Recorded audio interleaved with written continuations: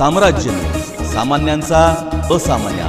Ujani धरणाकडे 74,000 cusec पाण्याची आवक, साठा 74%वर, शेतकऱ्यांना दिलासा।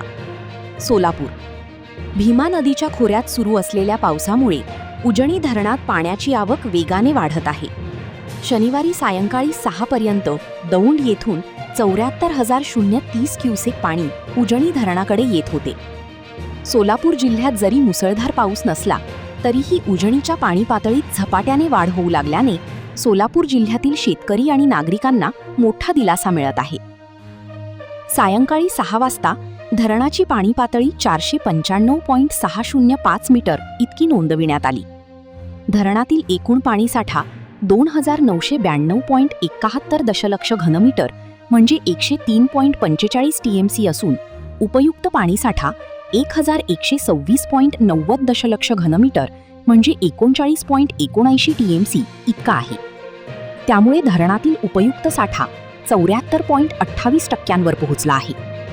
सध्या धरणातून सांडवा, वीजगृह किंवा नदीपात्राद्वारे कोणताही विसर्ग केला जात नसला तरी विविध योजनांसाठी पाणी सोडण्यात येत आहे। मुख्य कालव्यातून 2,000 क्युसेक, बोगद्यातून 900 क्युसेक, सीनामाढा उपसा सिंचन योजनेसाठी 280 क्युसेक आणि दहिगाव उपसा सिंचन योजनेसाठी 90 क्युसेक पाणी सोडण्यात येत आहे।